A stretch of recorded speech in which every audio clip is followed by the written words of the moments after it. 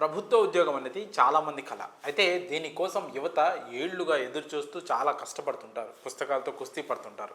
ఇలాంటి వారికి తాజాగా రైల్వే శాఖ గుడ్ న్యూస్ చెప్పింది. భారత రైల్వే మంత్రిత్వ శాఖ రైల్వే రిక్రూట్మెంట్ బోర్డు దేశవ్యాప్తంగా అన్ని రైల్వే జోన్లలో మొత్తం 32,000 గ్రూప్ డి పోస్టులను భర్తీ చేయనుంది.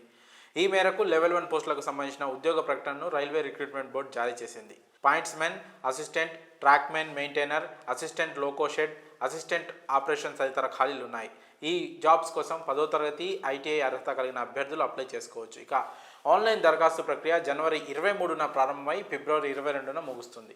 అహ్మదాబాద్, బెంగళూరు, అజ్మేర్, భువనేశ్వర్, భోపాల్, బిస్లాపూర్, చండీగఢ్, చెన్నై, ఖోరగ్పూర్, కోల్కతా, మాల్దా, ముంబై, పాట్నా, ప్రయాగ్రాజ్, రాంచీ, సికింద్రాబాద్ నగరాల్లో పరీక్షలు నిర్వహించనున్నారు. ఇక అభ్యర్థులకు 1/7/2025 నాటికి 18 ఏళ్ల నుంచి 36 ఏళ్ల మధ్య ఉండాలి. నిబంధనలను అనుసరించి ఎస్సీ, ఓబీసీ, పీహెచ్ అభ్యర్థులకు వయో సడలింపు ఉంటుంది. ఇక ఈ ఉద్యోగం వచ్చిన వారికి ప్రారంభ వేతనం నెలకు 18,000 రూపాయలు, అలాగే అలవెన్స్లు కూడా ఉన్నాయి. మరి ఇంకెందుకు ఆలస్యం?